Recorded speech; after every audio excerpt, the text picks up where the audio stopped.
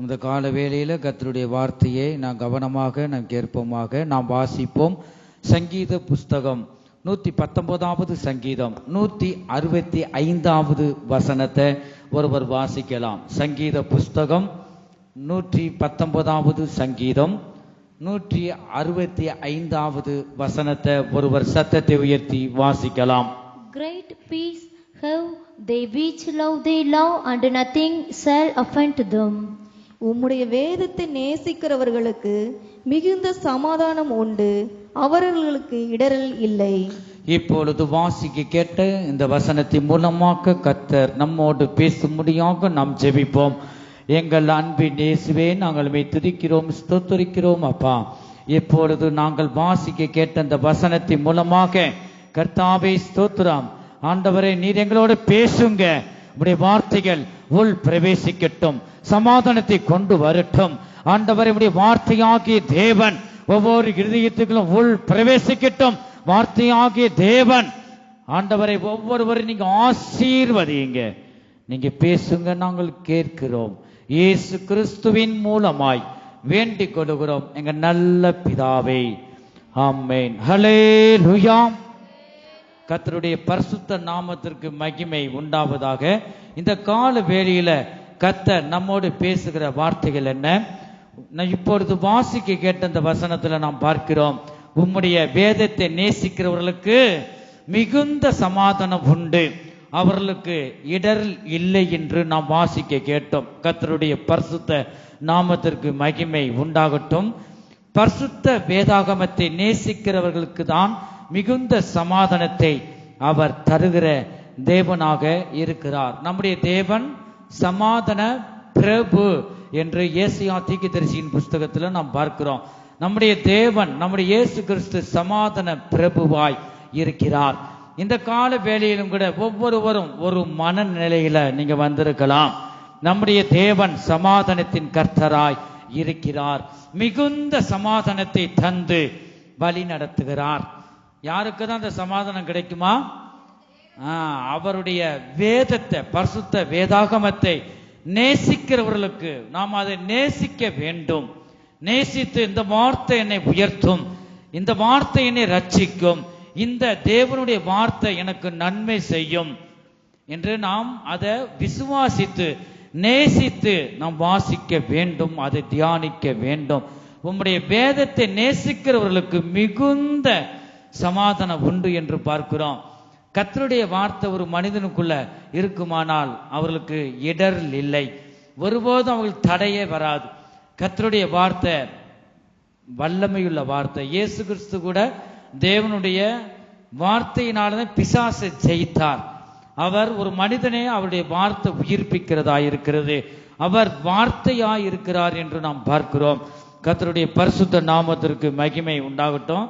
சமாதானத்தை பற்றி நாம் பரிசுத்த வேதாகமத்தில் நாம் பார்க்கிறோம். 7 வித மொத்தம் 7 வித சமாதானத்தை பற்றி இந்த பரிசுத்த வேதாகமத்தில் நாம் பார்க்கிறோம். நம்ம எந்த மனநிலையோடு வந்திருந்தாலும் சமாதானத்தின் கர்த்தர் உனக்கு சமாதானத்தை தருவார். அவர் சமூகத்தில் நீ வந்தபடியினால, அவரையே நம்பி வந்தபடியினால ஒருபோதும் உன்னை கைவிட மாட்டார். நான் உன்னை விட்டு விலகுவதும் இல்லை, உன்னை கைவிடுவதும் இல்லை என்று சொல்லியிருக்கிறார். நீ சமாதானம் இல்லாமல் தேவ சமூகத்துக்கு நீ வந்தபடியினால உன்னுடைய பிரச்சனைகள் உன்னுடையது அல்ல. அவர் நமக்காக அவர் யுத்தம் செய்வார். யுத்தம் செய்து இந்த சமாதான கேடு கொண்டு வருகிற எல்லா பொல்லாத கிரியைகளையும் இந்த சேனைகளின் கர்த்தர் உனக்காக, உனக்கு முன்னின்று, உனக்கு விரோதமாய், உன் குடும்பத்துக்கு விரோதமாய் சமாதான கேடு உண்டு பண்ணுகிற அந்த கிரிகளை அவர் அழித்து போடுவார். அவர் சமாதானத்தின் கர்த்தர். அவருடைய நாமம் சமாதான பிரபு, அவருடைய நாமம் அதிசயம், அவருடைய நாமம் கர்த்தர். அவர் சர்வ வல்லமையுள்ள தேவனாய் இருக்கிறார். என் ஜனமே, இந்த கால வேளையிலும் கூட கர்த்தர் உனக்கு சமாதானத்தை தருகிறார். உன்னை பிள்ளைகளோ, சொந்த பந்தமோ, கணவனோ, உன் மனைவியோ உன்னை புரிந்து கொள்ள முடியாது. ஆனால் ஒருவர் நம் மத்தியிலே அவர் நம்மோடு பேசிக் கொண்டிருக்கிறார். அவர் சர்வ வல்லமையுள்ள தேவன். உன்னையும் என்னையும் அழைத்த உண்மையுள்ள தேவன் உன் சூழ்நிலைகளையும் உன் மனநிலைகளையும் அவர் அறிகிற தேவனாயிருக்கிறார். அந்த தேவன் உனக்கு பரிபூர்ண மிகுந்த சமாதானத்தை அவர் தருவார். நீ இந்த வார்த்தையாகிய அந்த வேதத்தை நீ வாசிக்க வேண்டும். அப்பொழுது மிகுந்த சமாதானத்தினால் நிரப்புவார். இந்த பரிசுத்த வேதாகமத்தில் 7 வித சமாதானத்தை பற்றி நாம் பார்க்கிறோம். கர்த்தருக்கு ஸ்தோத்திரம். பூர்ண சமாதானம் என்று ஏசாயா தீர்க்கதரிசியின் புஸ்தகம் 26வது அதிகாரம் 3வது வசனத்துல நாம் வாசிக்கும் பொழுது வாசிப்போம். ஏசாயா தீர்க்கதரிசியின் புஸ்தகம் 26வது அதிகாரம் 3வது வசனம். உம்மை உறுதியாய் பற்றி கொண்ட மனதை உடையவன் உம்மையே நம்பியிருக்கிறபடியால் நீர் அவனை பூரண சமாதானத்துடன் காத்து கொள்வீர். ஹல்லேலூயா. இப்ப முதல் என்னதுதான்? பூர்ண சமாதானம். சொல்லுங்க எல்லாரும். பூர்ண சமாதானம். பூர்ண சமாதானத்தை பற்றி இந்த வேளையில பார்க்கிறார். உண்மை உறுதியாய் பற்றி கொண்ட. யாரதான் உறுதியா பற்றி கொள்ளணும்? கர்த்தரை, அவருடைய வார்த்தையாகிய தேவனை, இந்த வசனங்களை உறுதியாய் பற்றி கொண்ட மனதுடையவன் உண்மையே நம்பி இருக்கிறபடியினால், மனுஷரை அல்ல, கர்த்தருடைய வார்த்தையாகிய தேவனை நம்பி இருக்கிறபடியினால் நீர் அவனை பூர்ண சமாதானத்துடன் காத்து கொள்வீர் என்று நாம் வாசிக்க கேட்டோம். கர்த்தருக்கு ஸ்தோத்திரம். பூர்ண சமாதானம் ஒரு மனிதனுக்குள்ள வரணும்னா நீ வேதத்தை நேசிக்கும் போது, அதை வாசிக்கும் போது, அந்த வார்த்தையாகிய தேவன் உன் இருதயத்துக்குள்ள அந்த வார்த்தை போகும்போது மிகுந்த சமாதானத்தினால் நிரப்புறார். பூர்ண சமாதானத்துடன் அவர் உன்னை காத்து கொள்வார். பூர்ண சமாதானம் உன் இருதயத்துல ஆளுகை செய்யும். உறுதியாக அந்த வார்த்தையை நாம் பிடித்து கொள்ள வேண்டும். கர்த்தருக்கு ஸ்தோத்திரம். கர்த்தரையே நம்பி இருக்கணும். இந்த வார்த்தை இன்னைக்கு என்ன ஆசீர்வதிக்கும். கர்த்தர் என்னைக்காவது ஒரு நாள் ஆசீர்வதிப்பார். என் ஜனங்கள் ஒருபோதும் வெட்கப்பட்டு போனது இல்லை என்று சொன்னார். ஆகவே பூர்ண சமாதானத்தின் கர்த்தரே நீங்க வாங்க. சமாதான பிரபுவே எனக்குள்ள வாங்க. இந்த ஆண்டவர் வருவரை நீங்க என்னதான் செய்யணுமா? நீ கூப்பிட்டு கொண்டே இருக்க வேண்டும். இந்த வார்த்தையாகிய இந்த வசனங்களை உனக்குள்ள இருதயத்துக்குள்ள நீ புசித்து கொண்டே இருக்க வேண்டும். அந்த வார்த்தை உனக்கு சமாதானத்தை கொண்டு வரும். கர்த்தருக்கு ஸ்தோத்திரம். இரண்டாவது பார்க்கிறோம், மிகுந்த சமாதானம் என்று இப்பொழுது வாசிக்க கேட்டோம். சங்கீத புஸ்தகம் 119வது சங்கீதம் 165வது வசனத்துல நாம் பார்க்கிறோம், உம்முடைய வேதத்தை நேசிக்கிறவர்களுக்கு மிகுந்த சமாதானம் உண்டு, அவர்களுக்கு இடரல் இல்லை. பாத்தீங்களா? அப்ப நீங்க வேதத்தை நேசிக்கும் போது மிகுந்த சமாதானத்தினால் நிரப்புகிறார். மூன்றாவது பெரிய சமாதானம் என்று வேதம் சொல்லுகிறது. ஏசாயா தீர்க்கதரிசியின் புஸ்தகம் 54வது அதிகாரம் 13வது வசனத்துல நான் வாசிக்கும் பொழுது, ஏசாயா தீர்க்கதரிசியின் புஸ்தகம் 54வது அதிகாரம் 13வது வசனம். உன் பிள்ளைகள் எல்லாரும் கர்த்தரால் போதிக்கப்பட்டிருப்பார்கள். உன் பிள்ளைகளுடைய சமாதானம் பெரியதா இருக்கும். உன் பிள்ளைகளுடைய சமாதானம் எப்படி இருக்குமா? பெரியதா இருக்கும். பெரிய சமாதானத்தை ஆண்டவர் தருவார். இந்த வார்த்தையாகிய அந்த தேவனுடைய வார்த்தை உனக்குள்ள இருக்கும் போது, இந்த வேதத்தை நீ நேசிக்கும் பொழுது மிகுந்த சமாதானத்தின் தேவன் உனக்குள்ள வருவார். உன் இருதயத்தில் ஒரு மனமகிழ்ச்சி உண்டாகும். அந்த மனமகிழ்ச்சிக்கு அளவே இல்லை. பெரிய சமாதானத்தினால உன்னை நிரப்புவார். உன்னை மாத்திரமல்ல, உன் பிள்ளைகள் எல்லாரும் கர்த்தரால் போதிக்கப்பட்டிருப்பார்கள். அந்த தேவனுடைய வார்த்தை உனக்குள்ள இருக்கும்போது உன்னால ஒன்றும் பேசாமல் அமைதியா இருக்க முடியாது. உனக்குள்ள இருக்கிற இந்த வார்த்தை உன் பிள்ளைகளுக்கு நீ சொல்லுவாய். இந்த வார்த்தை பிள்ளைகளுக்குள்ள போகும் பொழுது அந்த வார்த்தையாகிய தேவன் பிள்ளைகளுக்குள்ள இருந்து பிள்ளைகளை மேன்மைப்படுத்துவார். அந்த வார்த்தை பிள்ளைகளை மேன்மைப்படுத்தும். உன் பிள்ளைகளுடைய சமாதானம் பெரிதா இருக்கும். ஒரு குடும்பத்துல சமாதானம் எவ்வளவுதான் பங்களா, வீடு, காரு, கோடிக்கணக்கான பணம் இருந்தாலும் ஒரு மனிதனுக்கு சமாதானம் இல்லைன்னா வேஸ்ட். எவ்வளவோ 100 கிலோமீட்டர்ல இருந்து சமாதானம் இல்லைன்னு ஒரு மனிதன் கோடீஸ்வரன் வேம்பார் தேடி ஒரு நாள் வந்தார். கர்த்தருக்கு ஸ்தோத்திரம். எனக்கு தெரிஞ்சவர் தான். சமாதானம் இல்லை.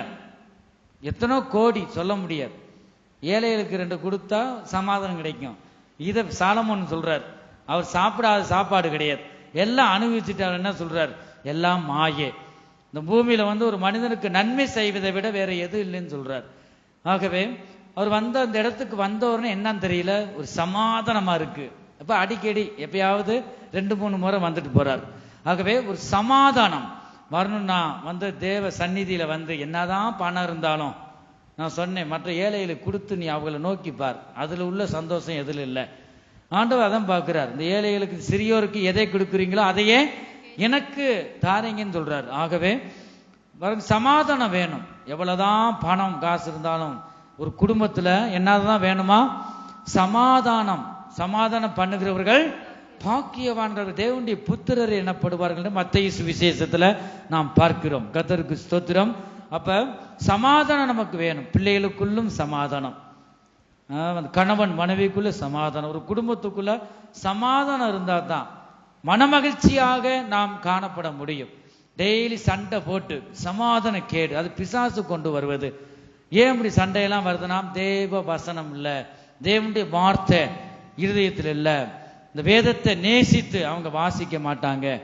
அது நேசித்தா தான் உனக்கு மிகுந்த சமாதானம் உண்டாகும். இந்த வேளை 3வது நாம் பார்க்கிறோம், பெரிய சமாதானம் என்று நாம் வாசிக்க கேட்டோம். பிள்ளைகளுக்குள்ள பெரிய ஒரு சமாதானத்தை அவர் தருகிறார். 4வது மேலான சமாதானம். இதுவரைக்கும் சொல்லுங்க, ஃபர்ஸ்ட் என்னது, பூர்ண சமாதானம், மிகுந்த சமாதானம். ஃபர்ஸ்ட் என்னதுதான் பூர்ண சமாதானம், 2வது மிகுந்த சமாதானம், 3வது பெரிய சமாதானம், 4வது மேலான சமாதானம் என்று பார்க்கிறோம். 4வது மேலான சமாதானம். பிலிப்பியர் 4வது அதிகாரம் 7வது வசனத்தை ஒருவர் சீக்கிரம் எடுத்து சத்தத்தை உயர்த்தி வாசிக்கலாம். அப்பொழுது எப்பொழுது நீ சமாதானத்தை தேடி வரும்போது, அப்பொழுது எல்லா புத்திக்கும் மேலான தேவ சமாதானம்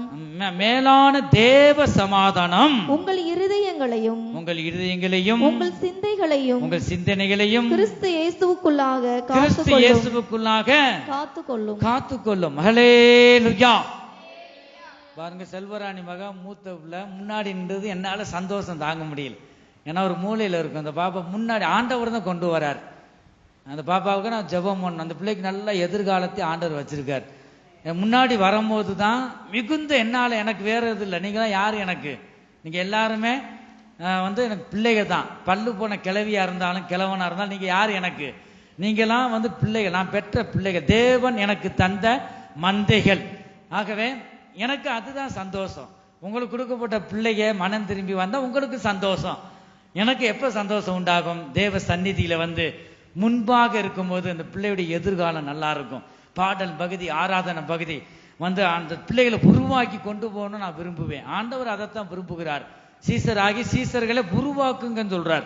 ஆகவே இந்த பிள்ளையை கர்த்தர் தாம் ஆசீர்வதிப்பாராக. அப்படி இந்த வாலிப வயது, இந்த வாலிபர் கையில தான் இந்த ஊழியமே இருக்கு. இந்த வருகிற நாட்கள்ல பாருங்க, வாலிபர்களை என்னதான் செய்யணும், உங்க வாலிப பிள்ளைகளை உங்க பிள்ளைகளை உருவாக்கணும். அன்பா இந்த பிள்ளைகளோட பேசி, அன்புல சாதிக்காதது எதிலுமே சாதிக்க முடியாது. ஆகவே நம்ம அன்போடு இந்த பிள்ளைகளுக்காக ஜெபம் பண்ணும் போது கர்த்தர் பெரிய காரியங்களை செய்தாரா இல்லையா? கர்த்தருக்கு ஸ்தோத்திரம். முன்பாக வரும்போது எல்லா ஆவிக்குரிய பகுதியிலும் தேவன் இந்த மகளை மேன்மையா வைப்பாரு. முதல் ஆண்டவர் வைப்பார் பாருங்க, அதுதான் அதுக்கு அடையாளம். கர்த்தருக்கு ஸ்தோத்திரம். அந்த மனமகிழ்ச்சி நமக்கு எப்பதான் வருமா, உங்க பிள்ளைகள் மாற்றங்கள் வரும்போது. ஒரு கணவன் இருக்கு, குடிப்பழக்கம், போயல, எதுக்காவது அடிமையா இருக்கலாம், உடனே நீங்க ஜெபத்துல வைக்கணும். மனுஷர்கிட்ட ஆட்டி நீங்க சொல்லக்கூடாது. மனுஷர்கிட்ட சொன்னா அவன் 10 பேர்கிட்ட 100 பேர்கிட்ட கேவலப்படுத்திட்டு போயிடுவான். வசனம் இருக்கு, எல்லாவற்றையும் குறித்து ஸ்தோத்திரத்தோட விண்ணப்பங்களை நீங்க யாருக்கு தான் வைக்கணுமா, தேவனிடத்தில் தெரியப்படுத்துங்கள். அப்பொழுது பாருங்க, தேவ சமாதானம் உங்க இருதயத்தில் ஆளுகை செய்யும்.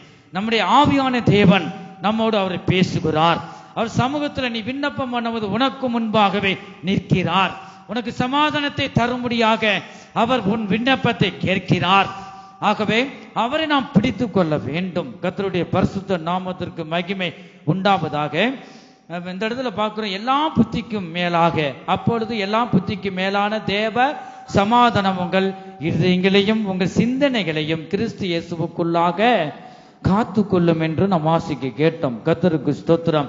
5வது நாம் பார்க்கிறோம், சங்கீத புஸ்தகம் 122வது சங்கீதம் 7வது வசனம். சங்கீத புஸ்தகம் 122வது சங்கீதம் 7வது வசனம். உன் அலங்கத்திற்குள்ளே சமாதானமும் உன் அலங்கத்துக்குள்ளே சமாதானமும் உன் அரண்மனைக்குள்ளே சுகமும் இருப்பதாக. உன் அரண்மனைக்குள்ளே சுகமும் இருப்பதாக. ஹல்லேலூயா. நல்லா தூங்குறவங்க, குரட்டை விட்டு தூங்குற ஆளு சத்தத்தை உயர்த்தி சொல்லுங்க, ஹல்லேலூயா. ஒரு சில கூட்டம் இருக்கத்தான் செய்யுது.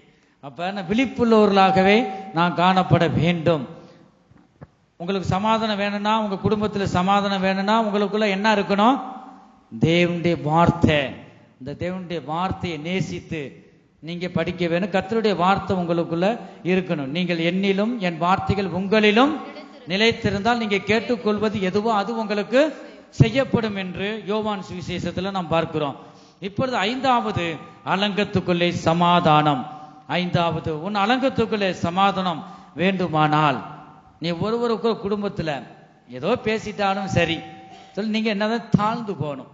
கல்வாரி சிலுவையில இயேசு கிறிஸ்து பர்காரி துப்புனாங்க, முள்முடி சூடினோரா, வேற யாரும் இல்ல, சொந்த யூத ஜனங்கள், சொந்த ஜனங்களை உபத்திரவப்படுத்தினாங்க இயேசு கிறிஸ்துவே. அவர் ஒரு பார்வை பார்த்தா சாம்பலா போயிருப்பாங்க. ஆண்டவர் அதை செய்யல. என்னதான் செஞ்சாரு? பிதாவிடம் பரிந்து பேசினார். பிதாவே, இவர்கள் செய்கிறது இன்னதென்று அறியாம செய்யறாங்க, பிதாவே இவர்களுக்கு மன்னியும் என்று பரிந்து பேசினார். என் ஜனமே, இந்த கால வேளையிலும் கூட உன் அலங்கத்துக்குள்ளே சமாதானமும் உன் அரண்மனைக்குள்ளே சுகமும் இருக்குமானால், இந்த கூடாரமாகி இந்த சரீரத்துல உனக்கு பரிபூர்ண சர்வாங்க சுகம் வேண்டுமானால், நீ குடும்பத்துல ஒருவருக்கு விட்டு கொடுக்கிற அந்த ஒரு மனது வேண்டும்.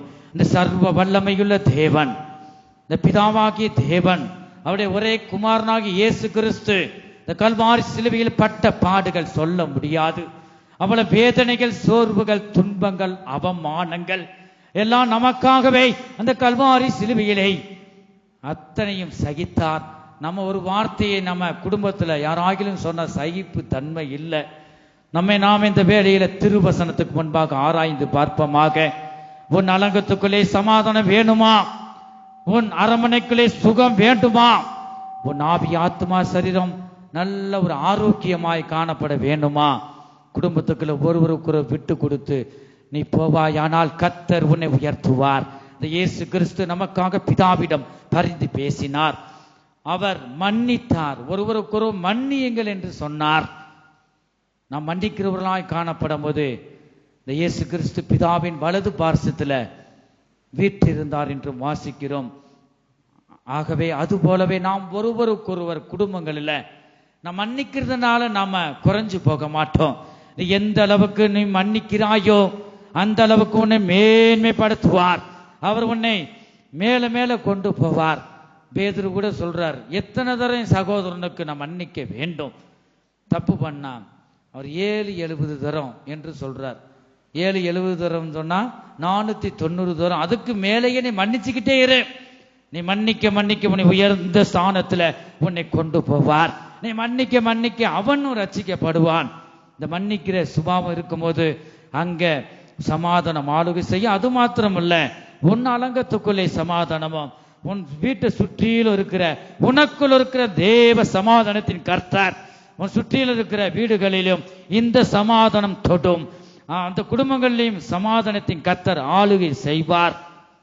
இந்த குடும்பம் ரட்சிக்கப்பட்டாங்க, அவங்க வீட்டை சுத்தி பக்கத்துல தான் இருக்கேன், என்னையரும் தேவ சத்தம், ஜெப சத்தம், பாடல் சத்தம் எனக்காக ஜெபிக்கிறாங்க. அதை ஒருவருக்காக ஒருவர் புத்தி சொல்லிக்கொண்டு ஒருவருக்காக ஒருவர் ஜெபிக்க வேண்டும் என்று வேதம் சொல்லுகிறது.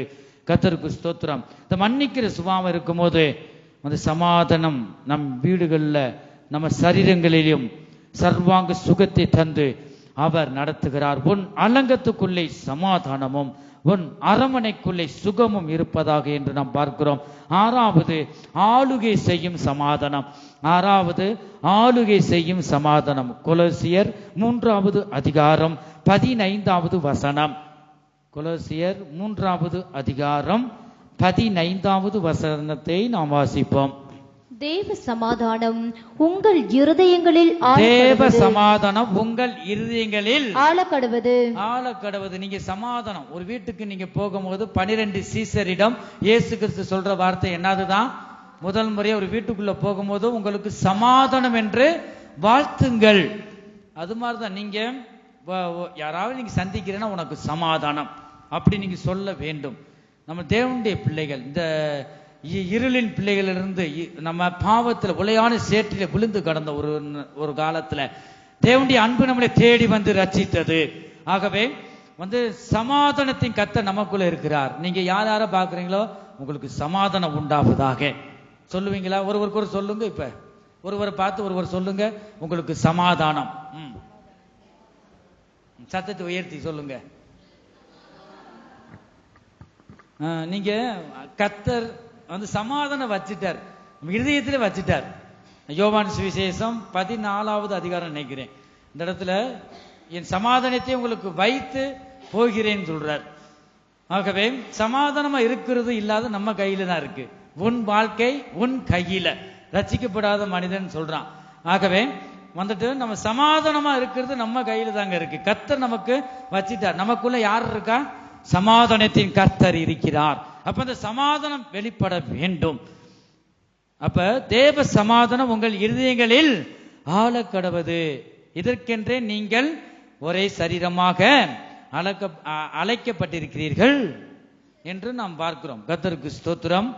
அப்ப கணவன் மனைவி இவர்கள் ஒரே சரீரம், இருவரும் சமாதானமாய் வாழ வேண்டும். ஒன்று, கணவன் மனைவிக்குள்ள என்னதான் வேணுமா? சமாதானம். இந்த கடைசி நாட்களில் பிசாசானவன் ஃபர்ஸ்ட் பிரிக்கிறது யார் தான்? கணவன் மனைவி. ஏதாவது ஒரு பிரச்சனைய ஏன்னா தாழ்ந்து போறது இல்ல. கணவன் சொல்லிட்டா சமாதானமா போலாம். தாய் தகப்பனும் மனைவியுடைய தாய் தகப்பன், கணவனுடைய தாய் தகப்பன், அவங்க தான் சமாதானத்துக்கு பிரிக்கிற ஆளா இருப்பாங்க ஒரு சில குடும்பங்கள்ல. ஆகவே இந்த மூணாவது ஆளு நம்ம பெத்தவர்கள் இருந்துட்டாலும் அவங்க செய்ய வேண்டிய கணத்தை செய்யணும், கணம் பண்ணணும். அதை விட அவங்க சொல்றதெல்லாம் கேட்கக்கூடாது. நான் பெத்த பிள்ளைங்கன்னு நேசித்து ஏதாகிலும் செஞ்சிருவாங்க, குடும்பத்தை பிரிச்சிருவாங்க. அப்படிப்பட்ட தாய் தகப்பமார் இருக்கிறாங்க. கர்த்தருக்கு ஸ்தோத்திரம். ஆகவே அந்த கணவன் மனைவிக்குள்ள சமாதானம். ஏதாவது பிரச்சனை இருந்தாலும் பிள்ளைகிட்ட கூட நீங்க சொல்லக்கூடாது, பிள்ளைங்க துக்கப்படுவாங்க. உங்க கணவன் மனைவிக்குள்ள உட்கார்ந்து நீங்க பேசி, சரி இப்படி இருக்கு விஷயம், சரி பாருங்க, அதுதான் புத்தியுள்ள ஸ்திரீ என்று வேதம் சொல்லுது. புத்தியுள்ள ஸ்திரியோ தன் வீட்டை கட்டுகிறாள், புத்தி இல்லாத ஸ்திரியோ தன் கையினால் அது இடித்து போடுகிறாள். தேவன் வைத்த சமாதானத்தை, அந்த ஆசீர்வாதத்தை அவ இழந்து போகிறாள் என்று நாம் பார்க்கிறோம். கர்த்தருக்கு ஸ்தோத்திரம். ஆகவே கணவன் மனைவிக்குள்ள ஒரு சமாதானம் வேணும், முக்கியம். அவங்களுக்குள்ள இருந்தா தான். அதை கெடுக்கிறது பிசாசானவன். சமாதான கேடு கொண்டு வருகிறது பிசாசு தான். தும்மா இருக்கிறதுக்கு என்ன இருக்காதான்? தும்மா இருக்கிறதுக்கு சமாதானம் இல்லை என்று கர்த்தர் சொல்லுகிறார் என்று ஏசாயா தீர்க்கதரிசியின் புஸ்தகத்துல எரேமியா நினைக்கிறேன் வாசிக்கிறோம். கர்த்தருக்கு ஸ்தோத்திரம். ஆகவே சமாதானம் உடையவர்களாய் நாம் காணப்பட வேண்டும். நம் இருதயம் முழுவதும் சமாதானம் ஆளுகை செய்ய வேண்டும் என்று நாம் பார்க்கிறோம். ஏழாவது, நதி போல பாயும் சமாதானம். நதி, நம்ம பரிசுத்த ஆவியானவர் நதிக்கு ஒப்பிடப்பட்டிருக்கு, வேதத்துல வாசிக்கிறோம். அதான் பெரும் காற்றுக்கு பரிசுத்த ஆவியானவர் ஒப்பிடப்பட்டிருக்கிறார். இந்த ஆராதனை பகுதியிலும் சரி, ஜெபம் பண்ணும்போது அப்படியே முன்னாடி இப்படியே காற்று சுருண்டு இப்படி நதி இப்படி வரும், இப்படி சுருண்டு அப்படியே என் மேல அப்படியே அழகா வீசும் பாருங்க. அவ்வளவு அந்த சொல்ல முடியாது வார்த்தையினால. அப்படி அதான் நதி போல பரிசுத்த ஆவியானவர். இந்த ஆவியானவர் அப்படியே உலாவுறது ஆண்டவர் காமிக்கிறார். அதுபோல் நீங்க பெற்றுக்கொள்ளனா, நீங்க சமாதானத்தின் கர்த்தர் உங்களுக்குள்ள ஆளுகை செய்ய வேணும். உங்களுக்கு அவரவருக்கு ஆண்டவர் வச்சிருக்கார். அவர் என்னைக்கு நீங்க ஞானஸ்தானம் எடுத்தீங்களோ, ஞானஸ்தானம் என்பது தேவனுக்கும் நமக்கும் ஒரு உடன்படிக்கை. உடன்படிக்கை, ஒரு நாட்டுக்கும் ஒரு நாடு உடன்படிக்கை பண்ணினா அங்க இருந்து இங்க நன்மை வரும், இங்க இருந்து அங்க போகும். நீங்க ஞானஸ்தானத்தின் மூலமா தேவனோடு உடன்படிக்கை பண்ணிருக்கீங்க. மனம் திரும்பி வந்து நீங்க ஞானஸ்தானம் எடுத்திருக்கிறீங்க. ஆகவே கர்த்தர் உன்னை கைவிட மாட்டார். இரண்டாவது, பரிசுத்த ஆவியின் அபிஷேகத்துக்காக நீங்க கேட்கணும். கேளுங்கள், அப்பொழுது உங்களுக்கு கொடுக்கப்படும். பரிசுத்த ஆவியை நீங்க பெற்றுக்கொள்ள வேண்டும். பெற்றுக்கொள்ளும் போது கர்த்தர் உங்களோடு பேசுவார். தேவ சத்தத்தை நீங்க கேட்பீங்க. கர்த்தர் பெரிய காரியங்களை அவர் செய்கிற தேவனாயிருக்கிறார். நதி போல பாயும் சமாதானம். ஏசாயா தீர்க்கதரிசியின் புஸ்தகம் 48வது அதிகாரம் 18வது வசனத்தை ஒருவர் சீக்கிரம் எடுத்து வாசிக்கலாம். ஆம், என் கற்பனைகளை என் கவனித்தாயானால் கற்பனைகளை கவனித்தாயானால் நலமாயிருக்கும். நலமாயிருக்கும். அப்பொழுது உன் சமாதானம் அப்பொழுது எப்பொழுது நீ இந்த கற்பனைகளை நீ கவனித்தாயானால் நலமாயிருக்கும். அப்பொழுதுதான் உன் சமாதானம் நதியை போலும், உன் சமாதானம் நதியை போலும், உன் நீதி சமுத்திரத்தின் உன் நீதி சமுத்திரத்தின் அலைகளைப் போலும் இருக்கும் என்று வாசிக்கிறோம். அல்லேலூயா. கர்த்தருடைய பரிசுத்த நாமத்திற்கு மகிமை உண்டாகட்டும். அவருடைய கற்பனைகளை இந்த கால வேளையிலே எத்தனை பேர் நாம் கவனிக்கிறோம்? நீ கவனித்தால் உனக்கு நன்மையும் சமாதானத்தையும் தந்து நதியை போல பாயும் சமாதானத்தினாலும் அவர் நிரப்புவார். என் ஜனமே, 7 வித சமாதானம். ஒன்று சொல்லுங்க பாப்போம். ஒன்று என்னது? சத்தத்தை உயர்த்தி சொல்லுங்க. பூர்ண சமாதானம். இரண்டாவது மிகுந்த சமாதானம். மூன்றாவது பெரிய சமாதானம். நான்காவது மேலான சமாதானம். ஐந்தாவது அலங்கத்துக்குள்ளே சமாதானம். ஆறாவது ஆளுகை செய்யும் சமாதானம். ஏழாவது நதி போல பாயும் சமாதானம். அல்லேலூயா. இந்த 7 சமாதானத்தை யாராவது மனப்பாடமா சொல்ல முடியுமா? பார்க்காம. அப்படி இருந்தா நீங்க எழுந்து நின்று சொல்லலாம். இந்த ஏன் இப்படி சொல்றேன்னா, இருதயத்துல இந்த வார்த்தை பதிஞ்சிட்டா எந்த நேரமும் நம்ம அந்த வார்த்தை வந்துகிட்டே இருக்கு. இந்த வார்த்தை நமக்குள்ள இருந்தா தான் கர்த்தர் ஆசீர்வதிக்கிறார்.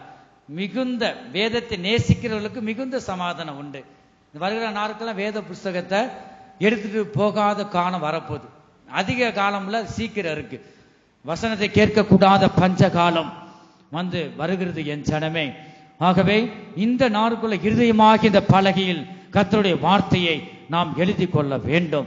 இதோ இயேசு ராஜா சீக்கிரம் மத்திய ஆகாயத்தில் வெளிப்பட போகிறார். உண்மை உத்தமமுள்ள ஜனங்களை சேர்க்க முடியாக அவரையே பின்பற்றின, அவரையே நம்பி வந்த ஜனங்களை விசுவாசித்து கர்த்தருடைய நன்மையை பெற்றுக்கொண்ட முடிவு வரையும் அவன் சத்தியத்திலே நிலைத்திருக்கிற ஜனங்களை, சிந்தையில் சுத்தமுள்ள ஜனங்களை, பரிசுத்தமுள்ள ஜனங்களை சேர்க்க முடியாக இதோ இயேசு ராஜா சீக்கிரம் வரப்போகிறார். சிக்கட்டக்க துறபக்கத்துடா. அந்த நாளுக்கு நீங்களும் நானும் ஆயத்தமாக இருக்கிறோமா? இதுவேளை நாம் சிந்தித்து பார்ப்போமாக. கர்த்தருக்கு ஸ்தோத்திரம். நாம் சொல்ல இந்த 7 சமாதானத்தை சொல்லுங்க. பூர்ண சமாதானம். எல்லாம் சத்தத்தை உயர்த்தி. மிகுந்த சமாதானம், பெரிய சமாதானம், மேலான சமாதானம், அலங்கத்துக்குள்ளே சமாதானம், ஆளுகை செய்யும் சமாதானம், நதி போல பாயும் சமாதானம்.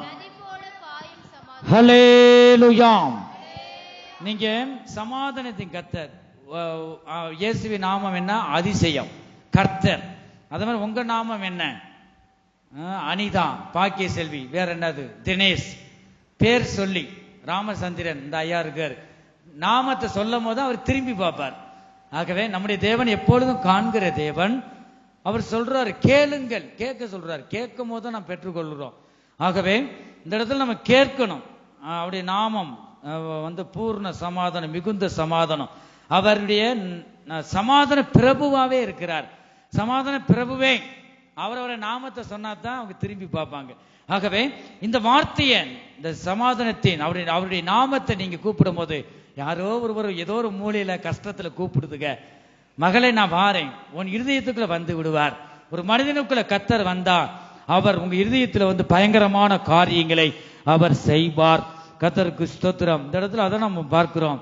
சமாதானத்தின் கர்த்தர் நம் இருதயத்திலிருந்து ஆளுகை செய்யும் போது பயங்கரமான காரியங்களை செய்கிறார். இந்த 7 வித சமாதானம் நமக்குள் காணப்பட வேண்டும். எம் ஜனமே, கர்த்தருக்கு ஸ்தோத்திரம். நாம் இந்த 7 வித சமாதானம் நமக்குள்ள வேண்டுமானால் நாம் வேதத்தை நேசித்து வாசிக்க வேண்டும். கர்த்தருடைய வார்த்தை நமக்குள் காணப்பட வேண்டும். சங்கீத புஸ்தகம் 4வது சங்கீதம், சங்கீத புஸ்தகம் 4வது சங்கீதம் 8வது வசனம். சமாதானத்தோட படுத்துக்கொண்டு சமாதானத்தோட படுத்துக்கொண்டு. யாராவது நீங்க சமாதானத்தோடு படுக்க முடியுதா? ஏதாவது பொட்டணத்தை போட்டு போயிடுவாங்க. பொட்டணம் என்ன பிரச்சனை, ஒண்ணு உதவாத ஒரு பிரச்சனை. தக்காளி பழம், வெங்காயத்துக்காக ஒண்ணுமே இல்லை. வெங்காயத்தை உரிச்சா விலை, வெங்காயம் ரேட்டு கூட இருக்கலாம், ஆனா வெங்காயத்தை உரிச்சு உள்ள தங்கமா வருது. ஒண்ணுமே இல்லை. ஒன்னும் பிரயோஜனம் இல்லாததுக்கு பிசாசு என்னதான் செய்வான்? அதிகாலையில ஜெபம் இல்லாதவர்களும் பொட்டணத்தை போட்டு பிரச்சனைய. அதுக்கு முன்பாக நீங்க ஜெபித்து நீங்க தேவனை அதிகாலை ஸ்தோத்தரிக்க வேண்டும். அவர் ஸ்தோத்திர பலி எடுக்கிறவன் தேவனை மகிமைப்படுத்துகிறான். ஸ்தோத்திரம் பண்ணி நீங்க ஸ்தோத்தரிக்கும் போது உங்களுடைய பாரங்கள், உங்களுக்கு பகல் என்னென்ன பிரச்சனை வருதோ எல்லாம் தேவாதி தேவன் அவர் மேற்கொள்ளுவார். நம்முடைய தேவன் நமக்காக யுத்தம் செய்து ஜெயத்தை வாங்கி தருகிற தேவனாய் இருக்கிறார். எத்தனை பேர் இந்த அதிகாலையில ஜெபிக்கிறீங்க? நான் வாரம் கேட்கத்தான் செய்றேன். நீங்க செவி கொடுக்கணும். ஏன்னா நீங்க ஆசீர்வதிக்கப்படணும். நீங்க நல்ல நிலைமையில நீங்க உயர்ந்து வரணும். அதை பார்த்து நான் சந்தோஷப்படணும். கர்த்தர் மிகுந்த அவருடைய மன மகிழ்ச்சியே வேற மாதிரி பரலோகமே சந்தோஷப்படும். ஒரு பாவி பூமியில மனம் திரும்புவது பரலோகமே சந்தோஷப்படும் என்று வேதம் சொல்லுகிறது. எத்தனை பேர் இந்த அதிகாலையில உங்களுக்கு கொடுக்கப்பட்ட பிள்ளைகளுக்காக நீங்க ஜெபம் பண்ணீங்க? எத்தனை கைகளை உயர்த்துங்க பார்ப்போம். ஏன் கைகளை உயர்த்த சொல்றேன்னா, பிசாசு வெக்கப்பட்டு போவான். ஆகவே நீங்க ஜெபிக்காதவங்களும் கர்த்தர் உங்களை பார்க்கிறார். கையை உயர்த்தாத உங்களையும் பார்க்கிறார். உள்ளது உள்ளதென்றும் கைகளை உயர்த்தல ஆண்டவர் உங்களையும் அதுக்கேற்ற கிருபைகளை தருவார். ஜெபிக்கிறவர்களாய் கர்த்தர் மாற்றுவார். அதிகாலை ஜெபிச்சுட்டா பிசாசு வர, ஐயோ இயேசு கிறிஸ்து வந்துட்டு போயிட்டாரே அதனால தூக்கத்தை, கனநித்திரியின் ஆவி. இப்ப ஜெபிக்கும் போது, நம்ம ஆராதிக்கும் போது, கர்த்தருடைய வார்த்தை கேட்கும் போதும் கூட ஒண்ணு ஆவியானவர் செயல்படுவார், ஒண்ணு பிசாசு அதனுடைய வேலையை என்ன செய்யும்? காண்பிக்கும். யோபு தேவ சந்நிதியில கர்த்தருடைய தூதன் இருக்காரு. யார்தான் இருக்கா? பிசாசும் இருக்கிறான். வேதத்துல வாசிக்கிறோம், யோபின் சரித்திரத்துல நாம் பார்க்கிறோம். ஆகவே கனநித்திரியின் ஆவியை தருவாங்க. சரீரம் இருக்கும், ஆவி அளவாயும். அப்படி இருக்கக்கூடாது. கர்த்தருடைய வார்த்தையை நீங்க நேசித்து கேட்க வேண்டும். இந்த கர்த்தருடைய வார்த்தை மேன்மைப்படுத்தும். நல்ல எதிர்காலத்தை இந்த வார்த்தை என்னை கொண்டு போகும் என்று அம்பை போல. தேவனுடைய வார்த்தை ஒரு அம்பு என்று வேதம் சொல்லுகிறது. கர்த்தருடைய வார்த்தையை நாம் விசுவாசிக்க, நல் வார்த்தைகளை நாம் பேசும் பொழுது கர்த்தர் உதவி செய்கிறார். ஆகவே உங்களுக்கு கொடுக்கப்பட்ட பிள்ளைகளுக்காக, ஒரு சில குடும்பங்களை பார்த்து 20 பிள்ளைகள்லாம் கேள்விப்பட்டிருக்கீங்களா?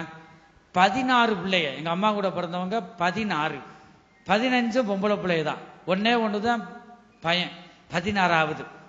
மகாலிங்கம் பழைய பேரு, ரசிக்கப்பட்ட பிறகு வச்சது இம்மானுவேல். 16 பிள்ளைய. பன்னிக்குட்டி முதன்னு இங்க வியாபாரில் கூட பார்த்தேன். முதன்னு ஒரு பன்னி தான் பின்னாடி நிறைய பன்னிக்குட்டி மாதிரி. அந்த நாட்கள்ல ஆண்டவர் என்ன சொன்னார்? பலுகி பெருகு. அப்படி பிள்ளைகளை பெத்து போட்டாங்க பாருங்க. கர்த்தருக்கு ஸ்தோத்திரம். ஏன்னா சமாதானமா இருந்தாங்க, அந்த நாட்கள்ல இருந்தாங்க. கர்த்தருக்கு ஸ்தோத்திரம். அப்ப ஒரு சமாதானத்துடனே படுத்துக்கொண்டு என்று வேதம் சொல்லுது. ஆகவே எத்தனை பிள்ளைகள் இருந்தாலும் அவர்களுக்காக என்ன செய்யணும்? அதுக்காக சொல்ல வந்தேன். உங்களுக்கு 4 பிள்ளைகளோ, 2 பிள்ளைகளோ, 1 பிள்ளைகளோ, 20 பிள்ளைகளோ, 40 பிள்ளைகளோ சொல்ல முடியாது. உங்க கொடுக்கப்பட்ட பிள்ளைகளுக்காக நீங்க என்னதான் செய்யணுமா? காலையில எழுந்து பிள்ளைகளுக்காக ஜெபிக்கும் போது அந்த பிள்ளைகளுக்கு நல்ல ஒரு பாதுகாப்பை கர்த்தர் தருவார். தேவனால கூடாத காரியம் ஒன்றுமே இல்லை. நீங்க பாரப்பட்டு கவலைப்பட்டு எதுவுமே ஒரு முளத்தை கூட்ட முடியாது, குறைக்க முடியாது. தேவ சமூகத்தை உன் கவலைகளை நீ இறக்கி வைக்கும் போது நிச்சயம் உன் கவலைகளை தீர்ப்பார். கர்த்தர் உனக்கு அதிசயங்களை காண பண்ணுவார். அவர் மனமகிழ்ச்சியை, உன் இருதயத்துல பரிபூர்ண மனமகிழ்ச்சியை அவர் தருவார். உங்களுக்கு கொடுக்கப்பட்ட கணவனுக்காக, உங்களுக்கு கொடுக்கப்பட்ட மனைவிக்காக, உங்களுக்கு கொடுக்கப்பட்ட பிள்ளைகளுக்காக அதிகாலையில எழுந்து ஜெபிக்கணும். அதிகாலை வேளையில் என்னை தேடுகிறவன் என்னை கண்டடைவான் என்று வேதம் சொல்லுகிறது. கர்த்தருக்கு ஸ்தோத்திரம். இந்த இடத்துல பார்க்கிறோம், சமாதானத்தோட படுத்துக்கொண்டு நித்திரை செய்வேன். ஒரு சமாதானம் இருந்தா தான் தூக்கமே வரும். கர்த்தருக்கு ஸ்தோத்திரம். என்ன கூட சொல்லுவாங்க, 4 பிள்ளைங்க, நீ எப்படி சமாதானமா இருக்க, சந்தோஷமா இருக்கிற? ஒரு கவலையே இல்லையா? எனக்கு எதுக்கு கவலை? எனக்கு ஒரு கவலையும் இல்லை. ஆண்டவர் கொடுத்தார். ஆண்டவர் கொடுத்தா அது தேவை. கொடுத்தவருக்கு தெரியாதா? ஜீவனை கொடுத்தவருக்கு தெரியாதா? 4 பிள்ளை 10 பிள்ளை 20 பிள்ளை எனக்கு கவலை கிடையாது. கர்த்தர் பார்த்துக்கொள்ள அவர் நடத்துவார். ஏற்ற நேரங்களில் திருமண காரியமோ அதெல்லாம் செய்ய முடியாமல் போயிட்டு எனக்கு ஒன்றும் இல்லை.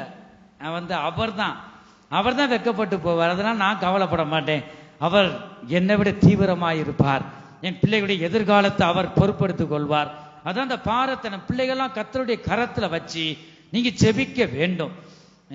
என் புருஷன்ட்டு சொல்லி சொல்லி கணவன் கேட்க மாட்டேங்கிறாரே, குடிப்பழக்கத்திலையும் கெட்ட வார்த்தை பேசுறார், போராடுகிற சமாதானம் இல்லை. நீயா புலம்ப கூடாது. நீ கர்த்தரிடம் நீ உன் பாரத்தை இறக்கி வைக்க வேணும். கர்த்தருக்கு ஸ்தோத்திரம். தேவனிடம் உன் விண்ணப்பத்தை நீ தெரியப்படுத்த வேணும். கர்த்தர் மேல் உன் பாரத்தை வைத்து விடு, அவர் உன்னை ஆதரிப்பார் என்று நாம் பார்க்கிறோம். அப்ப சமாதானம் எதையும் குறித்து நீங்க கவலைப்படக்கூடாது. படுக்கும் போதும் கூட நீங்க ஸ்தோத்திரம் பண்ணி, ஆண்டவரே இந்த ராம் முழுவதும் பேசுங்க, இப்படி சத்தத்தை நான்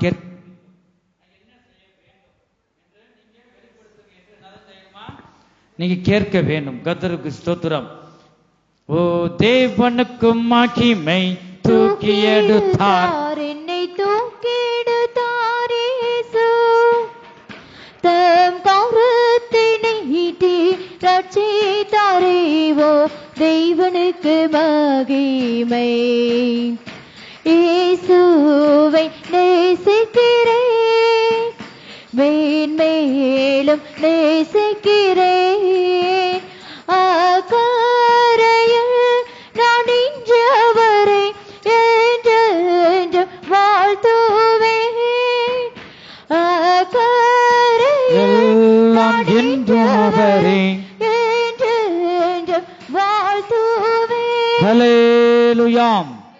நீ சமாதானத்துடன் எந்த கவலை இல்லாம நீ நல்லா நித்திரை செய்ய வேண்டுமானால், நல்லா தூங்க வேண்டும் என்றால் கர்த்தருடைய வார்த்தை நேசித்து நீ வாசிக்க வேண்டும். கர்த்தருடைய வார்த்தை உனக்குள்ள இருந்தா, கலங்காத மகளே நான் உனக்குள்ள இருக்கிறேன், சமாதானத்தின் கர்த்தர் நான் உனக்குள்ள இருக்கிறேன், நீ கலங்க வேண்டாம், பயப்பட வேண்டாம். இந்த வார்த்தை உனக்குள்ள இருந்து உன்னோடு பேசும் என் ஜனமே.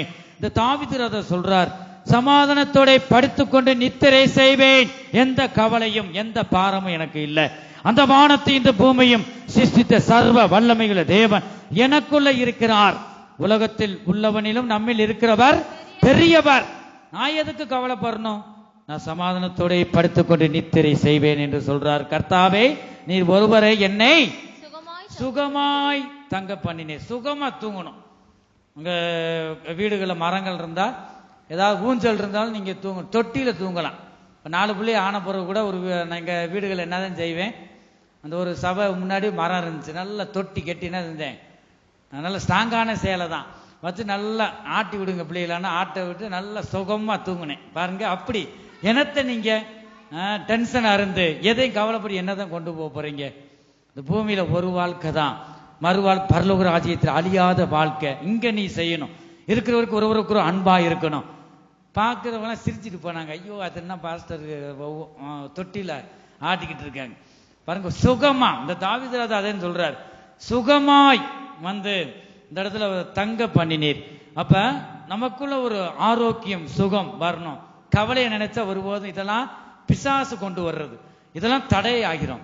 சமாதானத்தின் கர்த்தர் எனக்குள்ள உண்மையானா எனக்குள்ள ஒரு சமாதானம் வரட்டும், ஒரு சுகம் உண்டாகட்டும். ஆண்டவரே நீங்க எனக்குள்ள இருக்கீங்களா? அப்படி இல்லையா? நான் என்ன செய்ய வேண்டும்? என் வழிகளை இன்னும் சரிப்படுத்திக் கொள்ளணுமா சொல்லி ஆண்டவர் நீங்க கேட்டு சமாதானத்தின் கர்த்தரை நீங்க பிடித்து கொள்ளணும். கர்த்தருக்கு ஸ்தோத்திரம். இந்த இடத்துல அதான் நாம் பார்க்கிறோம், சுகமாய் சமாதானத்தோட படுத்துக்கொண்டு நித்திரை செய்வேன். கர்த்தாவே நீர் ஒருவரே என்னை சுகமாய் தங்க பண்ணுகிறீர். வாசிக்கிறோம். கர்த்தருக்கு ஸ்தோத்திரம். யோபின் சரித்திரம் 5வது அதிகாரம் 24வது வசனத்துல நாம் பார்க்கிறோம். யோபின் சரித்திரம் 5வது அதிகாரம் 24. உம்முடைய கூடாரம் சமாதானத்தோடு இருக்க காண்பீர். சமாதானத்தோடு இருக்க காண்பீர். உம்முடைய வாசஸ்தலத்தை விசாரிக்கும் போது குறைவை காண மாட்டீர். ஹல்லேலூயா. உங்க வீடுகளுக்கு வந்தா எந்த குறைவும், ஆவிக்குரிய ஆசீர்வாதமும் இருக்கணும், பூமிக்குரிய ஆசீர்வாதமும் இருக்கும். கடுகு இல்ல, கருவேப்பிலை இல்ல, மல்லி இலை இல்ல, அதெல்லாம் குறைவு வராது. கர்த்தரை தேடுகிறவர்களுக்கோ ஒரு நன்மையும் குறைபடாது. ஆகவே சமாதானத்தின் கர்த்தர் ஒரு குடும்பத்துல ஒரு மனிதனுக்குள்ள இருந்தா ஒரு குறைவும் இருக்காது. நிறைவான தேவன் இருப்பார். ஏதாவது நான் வச்சாலும் வீடுகளில் சின்ன ஒரு பொருள் இல்லாட்டி எனக்கு சமாதானமே இருக்காது. வந்து அடுப்பு ஆஃப் பண்ணிட்டா என்ன செய்வேன், போய் வாங்கிட்டு வந்து தான் வைப்பேன். ஆகவே இது நாள் வரைக்கும் இப்படி ஆண்டவர் பண்ணதில்லை, எல்லாம் நிறைவா வச்சிருக்கார். கர்த்தருக்கு ஸ்தோத்திரம். ஆகவே குறைவு வரக்கூடாது. குறைவு வருதுன்னா நம்மளும் என்ன செய்யறோம், ஆவிக்குரிய பகுதியில ஜெபத்துல குறைவு வருது, வேத வாசிப்பத்துல நம்ம குறைவுள்ளவர்களா இருப்போம். அப்ப உடனே நாம் என்ன செய்யணும், தெளிந்த புத்தியுள்ளவர்களா இருந்து வேத வாசிப்பிலும் ஜெபத்திலும் உறுதியாய் நாம் தரித்திருக்க வேண்டும். கர்த்தருக்கு ஸ்தோத்திரம். லூக்கா எழுதின சுவிசேஷம் 2வது அதிகாரம் 14வது வசனத்துல பார்க்கிறோம். லூக்கா எழுதின சுவிசேஷம் 2வது அதிகாரம் 14வது வசனம். உன்னதத்தில் இருக்கிற தேவனுக்கு மகிமையும் பூமியிலே சமாதானமும் மனுஷர் மேல் பிரியமும் உண்டாவதாக என்று சொல்லி தேவனை துதித்தார்கள். அல்லேலூயா. நம்ம குடும்பத்துக்குள்ள என்னதான் வேணுமா, சமாதானம். உன்னதத்தில் இருக்கிற தேவனுக்கு மகிமையும் வந்து பூமியிலே சமாதானமும். இந்த பூமியில பரமண்டல ஜெபத்துல நீங்க பார்த்தீங்கன்னா அவ்வளவு அருமையான ஜெபம். பரலோகத்துல செய்யப்படுகிறது போல பூமியிலும் செய்யப்படட்டும். அங்க பரலோகத்துல மன மகிழ்ச்சி உண்டாகும், பரிசுத்த ஆவியினால் உண்டாகும் சந்தோஷத்தையும் பூமியில தாங்க. அந்த சமாதானம் பூமியிலையும் குடும்பத்துக்குள்ளும் தாங்க என்று நாம் பார்க்கிறோம். கர்த்தருக்கு ஸ்தோத்திரம். தேவனுக்கே மகிமை, தெய்வத்திற்கே மகிமை, தேவனுக்கே மகிமை, தெய்வத்திற்கே மகிமை, என்னை தேடி வந்து மீட்டவரே நீதாம் உமக்கே மகிமை, என்னை தேடி வந்து மீட்டவரே தினம் உமக்கே மகிமை. ஐயா வாழ்க வாழ்க, உம் நாமம் வாழ்க. ஐயா அவருடைய நாமத்தை உயர்த்துவோம். வாழ்க உம் நாமம் வாழ்க. உன்னதத்தில் தேவனுக்கே மகிமை உண்டாகட்டும். உன்னதத்தில் தேவனுக்கே மகிமை உண்டாகட்டும். இந்த பூமியிலே சமாதானமும் பிரியமும் உண்டாகட்டும். ஆமென் ஆமென். இந்த பூமியிலே சமாதானமும் பிரியமும் உண்டாகட்டும். அல்லேலூயா. கர்த்தருக்கு ஸ்தோத்திரம். உன்னதத்தில் தேவனுக்கு மகிமை உண்டாகட்டும். அப்ப அவரை நாம் ஒவ்வொரு நாளும் மகிமைப்படுத்திக்கிட்டே இருக்கணும். ஸ்தோத்திர பலிகளை செலுத்தி அவரை மகிமைப்படுத்தணும். நல் வார்த்தைகளை பேசி மகிமைப்படுத்தணும். நம்முடைய செயல்பாடுகள் எல்லாவற்றையும் பரிசுத்தமா இருக்கணும். உங்க நடக்கைகள் எல்லாவற்றிலும் பரிசுத்தமுள்ளவர்களாய் இருங்கள், நான் பரிசுத்தர் என்று அவர் சொல்லுகிறார். கர்த்தருக்கு ஸ்தோத்திரம். ஆகவே உன்னதத்தில் தேவனுக்கு மகிமையை வந்து நாம் செலுத்தணும். இந்த பூமியிலே சமாதானமும் பிரியமும் உண்டாகட்டும். அப்பா, நான் அவரை மகிமைப்படுத்தும் போது நம்மை நோக்கி பார்க்கிறார். நம்மளை ஒருபோதும் அவர் மறப்பதில்லை. யார் யார் மறந்தாலும் நம் தேவன் நம்மை மறப்பதில்லை, நம் நினைவாய் இருக்கிறார். அவரை மகிமைப்படுத்த கர்த்தர் நம்மளை நோக்கி பார்த்து நம் இருதயங்களிலும் தேவ சமாதானம் ஆளுகை செய்யும். நம் குடும்பங்களிலும் சமாதானம் ஆளுகை செய்யும். நம்முடைய கர்த்தர் சமாதான பிரபுவாய் இருக்கிறார். அப்போஸ்தலர் நடபடிகள் 9வது அதிகாரம் 31வது வசனத்துல வாசிக்கும் போது, அப்போஸ்தலர் நடபடிகள் 9வது அதிகாரம் 31வது வசனம். அப்பொழுது யூதேயா, கலிலேயா, சமாரியா நாடுகளிலெங்கும் சபைகள் சமாதானம் பெற்று பக்தி விருத்தி அடைந்து என்னதான் அடையணுமா? பக்தி விருத்தி. சமாதானம் மாத்திரமல்ல, சபைகள்லயும் இந்த நாட்கள் என்னதான் வேணும்? சமாதானம். ஒருவருக்கு நீங்க விசாரிக்கணும். புதிய ஜனங்கள் வந்திருப்பாங்க, எப்படி இருக்கீங்க, நீங்க எந்த ஊரு சொல்லிட்டு, உனக்கா ஜெபிச்சுக்கிறேன். ஏன்னா நீங்க பெற்ற ரட்சிப்பை அவங்களுக்கு சொல்லணும், ஆதரிக்கணும், விசாரிக்கணும். நம்முடைய தேவன் விசாரிக்கிற தேவனாக இருக்கிறார். இந்த இடத்துல பார்க்கும் சபை என்னதான் பெற்றுச்சா? சமாதானம் பெற்று பக்தி விருத்தி அடைந்து கர்த்தருக்கு பயப்படுகிற இருக்கிற ஜனம்ல உங்கள் தேவன் உங்களுக்கு நன்மை செஞ்சா இந்த நன்மை மற்றவங்களுக்கு சொல்லி ஆலயத்துக்கு கொண்டு வரணும். நீங்க எவ்வளவுதான் பணம் காசு எது கொடுத்தாலும் ஆண்டவர் ஒன்னே ஒண்ணு அங்கீகரிப்பார். நம்ம தேவன் அவர் ஒரு நாள் வருவார், வரவ நமக்கு பின்னாடி பார்ப்பார். எத்தனை ஆத்துமாக்களை கர்த்தருக்காக நம்ம ஆதாயம் செய்தோம். ஒவ்வொரு ஊழியரும் ஒவ்வொரு விசுவாசிகளுக்கும் தேவன் கேட்கிற வார்த்தை இதுதான். வந்து ஆண்டவர் எத்தனை ஆத்துமாக்கள், ஒவ்வொரு ஆத்மாவும் நான் தலையில வைக்கிற கிரீடத்துல பதிக்கப்பட்டிருக்குமா. ஒரு முத்து ஒரு ஆத்மா ஆதாயம் பண்ணுகிறவன் ஞானம் உள்ளவன் என்று நீதிமொழிகள்ல நாம் வாசிக்கிறோம். கர்த்தருக்கு ஸ்தோத்திரம். அப்ப சமாதானம் பெற்று சபைகள் சமாதானம் பெற்று பக்தி விருத்தி அடைந்து கர்த்தருக்கு பயப்படுகிற பயத்தோடும் பரிசுத்த ஆவியின்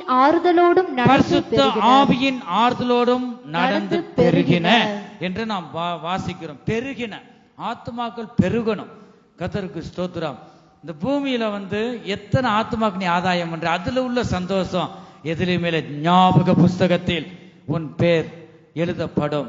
கர்த்தருக்கு ஸ்தோத்திரம். சபைகளில் சமாதானம் காணப்பட வேண்டும் என்று அப்போஸ்தலர் நடவடிக்கைகள் 9வது அதிகாரம் 31வது வசனத்துல வாசிக்கிறோம். 2வது வீடுகளில் சமாதானம் காணப்பட வேண்டும் என்று சங்கீத புஸ்தகம் 122வது சங்கீதம் 7வது வசனத்துல நாம் பார்க்கிறோம். உன் அலங்கத்துக்குள்ளே சமாதானமும் உன் அரமனைக்குள்ளே சுகமும் இருப்பதாக என்று.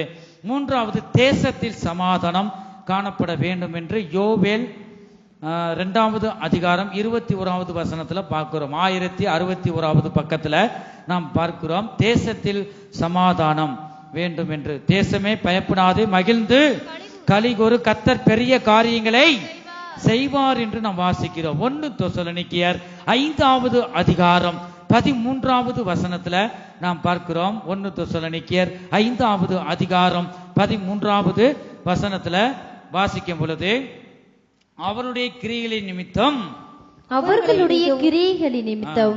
அவர்களை மிகவும் அன்பாய் எண்ணிக்கொள்ளும்படி உங்களை வேண்டிக் கொள்ளுகிறோம். உங்களுக்குள்ளே சமாதானமாயிருங்கள். யாருக்குள்ள? சபை கூடி வர்றதுல ஒரு சிலர் விட்டு விடுவது போல நீங்க விட்டு விடாதீங்க. அப்ப சபை கூடி வரும்போது நமக்குள்ள ஒருவருக்கொருவர் என்னதான் செய்யணுமா? சமாதானமா இருங்கள் என்று அப்போஸ்தலராகிய பவுல் மூலமாய் இந்த ஆவியானவர் பேசுகிறதை நாம் பார்க்கிறோம். அப்ப நமக்குள்ள என்னதான் செய்யணும்? ஒருவருக்கொரு சமாதானமா இருங்க. இங்க சமாதானம் மாதிரி காமிச்சுக்கிறது, ஆனா வெளியில அங்கங்க பார்க்கவே முடியாது முகத்துல. தேவன் எப்பொழுதும் நம்மளை காண்கிற தேவன், உங்களையும் என்னையும் காண்கிற தேவன். நம்ம என்ன செய்யறோம் அவருக்கு முன்பாக ஒரு மனிதனும் தப்பி போவதில்லை. ஆகவே ஒருவருக்கொருவர் சமாதானமாய் இருக்க வேண்டும். எபிரெயருக்கு எழுதின நிருபம் 12வது அதிகாரம் 14வது வசனம். எபிரெயருக்கு எழுதின நிருபம் 12வது அதிகாரம் 14வது வசனம். யாவரோடும் சமாதானமாயிருக்கும். யாவரோடும். நீ ரட்சிக்கப்படல, உன்னோட சமாதானம் இருக்க மாட்டேன்னு இல்ல, முக்கியம் அவங்களோட தான் நம்ம இருக்கணும். நீங்க யாவரோடும் ரட்சிக்கப்பட்டிருக்காங்க, ரட்சிக்கப்படல, ஊழியக்கார், விசுவாசி, சின்ன பையன், சின்ன பிள்ளை, அதெல்லாம் கணக்கு இல்ல. யாவரோட நீங்க என்னதான் செய்யணுமா? சமாதானமா இருக்கவும் பரிசுத்தம் உள்ளவர்களாய் இருக்கவும் நாடுங்கள். பரிசுத்தம் இல்லாமல் ஒருவனும் கர்த்தரை தரிசிப்பதில்லை என்று நாம் வாசிக்கிறோம். கர்த்தருக்கு ஸ்தோத்திரம். ஒரு மனிதனுக்கு பரிசுத்தம் வேணும். வார்த்தைகள்ல பரிசுத்தம், கைகள்ல சுத்தம், நடைகள், நம்ம கண்கள், செவிகள் எல்லாவற்றையும் பரிசுத்தர். நம்முடைய தேவன் பரிசுத்தம் உள்ளவராயிருக்கிறார். யாரும் சேரக்கூடாத ஒளியிலே வாசம் செய்கிறார். அதுக்கேற்ற ஒரு பரிசுத்தத்தை நாம் அடைந்து கொள்ளும் போதுதான் பரிசுத்தம் உள்ள ஜனங்களை சேர்க்க முடியாத அவர் வருகிறார். அவரை நாம் தரிசிக்கணும்னா நம் இருதயத்தை சுத்தம் வேண்டும். இருதயத்தை சுத்தம் உள்ளவர்கள் பாக்கியவான்கள், அவர்கள் தேவனை தரிசிப்பார்கள் என்று நாம் பார்க்கிறோம். கர்த்தருக்கு ஸ்தோத்திரம். யாவரோடும் சமாதானமாய் இருக்க வேண்டும். தேசத்தில் சமாதானமாய் இருக்க வேண்டும். வீடுகளில் சமாதானம் காணப்பட வேண்டும். வேலை செய்யற இடத்திலும் கூட என்னதான் இருக்கணுமா? சமாதானத்தோடு காணப்பட வேண்டும். சபைகளில் சமாதானமாய் இருக்க வேண்டும். எங்கும் நான் போகிற இடம் முழுவதும் சமாதானமாய் இருக்க வேண்டும். கர்த்தருக்கு ஸ்தோத்திரம். கிறிஸ்தவ ஜீவியம் என்பதே என்னதுதான்? கிறிஸ்தவ அடித்தளமே என்னதுதான்? அன்பு. அன்புல தான் ஆரம்பிக்கிறது. ஆவியின் கனிகள்ல முதல் கனி என்னதுதான்? அன்பு. கடைசி கனி இச்சை அடக்கம். 9 வித ஆவியின் கனிகள், பிதாவின் சுபாவம். ரட்சிக்கப்பட்ட நமக்குள்ள இந்த கனிகள் இருக்க வேண்டும். யோவானுக்கு எழுதின வாசிப்போம். யோவான் எழுதின சுவிசேஷம் 14வது அதிகாரம் 27. சீக்கிரம் எடுத்துங்க, வாசிங்க. சமாதானத்தை உங்களுக்கு வைத்து போகிறேன். சமாதானத்தை உங்களுக்கு வைத்து போகிறேன். என்னுடைய சமாதானத்தை உங்களுக்கு கொடுக்கிறேன். என்னுடைய சமாதானத்தையே உங்களுக்கு கொடுக்கிறேன். உலகம் கொடுக்கிற பிரகாரம் நான் உங்களுக்கு கொடுக்கிறதில்லை. உங்கள் இருதயம் கலங்காமலும் பயப்படாமலும் இருப்பதாக என்று நாம் பார்க்கிறோம். இந்த வார்த்தை யார்தான் சொல்றா? இயேசு கிறிஸ்து சீசர்களுக்கு சொல்றாங்க. 12 சீசர்களுக்கு. அவரை ஏற்றுக்கொண்ட நாமெல்லாம் யாரு? கர்த்தருடைய சீசராய் இருக்கிறோம். அவரை பின்பற்றுகிறவர்களாய் நாம் இருக்கிறோம். கர்த்தருக்கு ஸ்தோத்திரம். சமாதானத்தை நமக்குள்ள வைத்து நீ கலங்க வேண்டாம், பயப்பட வேண்டாம். சமாதானத்தின் கர்த்தாவே, எனக்குள்ள இருக்கிற சமாதானத்தின் கர்த்தாவே நீங்க வெளிப்படுங்க, எனக்குள்ள சமாதானத்தை தாங்க. நீ கூப்பிட்டா போகும். வெளிச்சம் வரும்போது இருள் தானாகவே போய்விடும். என் ஜனமே, உம்முடைய வேதத்தை நேசிக்கிறவர்களுக்கு மிகுந்த சமாதானம் உண்டு, அவர்களுக்கு இடரில்லை என்று நாம் வாசிக்கிறோம். ஏசாயா தீர்க்கதரிசியின் புஸ்தகம் 57வது அதிகாரம் 21வது வசனம். யாருக்கு சமாதானம் இருக்காது? துன்மார்க்கருக்கு. வாசிங்க. துன்மார்க்கருக்கு சமாதானம் இல்லை என்று, துன்மார்க்கருக்கு சமாதானம் இல்லை என்று என் தேவன் சொல்கிறார், என் தேவன் சொல்லுகிறார் என்று வாசிக்கிறோம். கர்த்தருக்கு ஸ்தோத்திரம். துன்மார்க்கர்னா யாரு? வேதத்தை வாசிக்காதவங்க, சண்டை பண்றவங்க, கெட்ட வார்த்தை பேசுறவங்க. நீங்க இதிலே தெரிஞ்சுக்கலாம். துன்மார்க்கரன் பரியாசம் பண்றவங்க. சங்கீத புஸ்தகம் 1வது சங்கீதம் 1வது வசனத்தையும் நீங்க வாசிக்கும் பொழுது இப்படியாக நாம் வாசிக்கிறோம். கர்த்தருக்கு ஸ்தோத்திரம். ஆகவே துன்மார்க்கருக்கு என்னதான் இல்லையா? சமாதானம் இல்ல. பாவத்தை தண்ணியை போல குடிக்கிறவர்கள், அதான் துன்மார்க்கர். அவனுக்கு சமாதானம் இல்லை. என்னதான் அனுபவிக்கலாம். பூமியில கிடைக்கிற சமாதானம் நிலையானது அல்ல.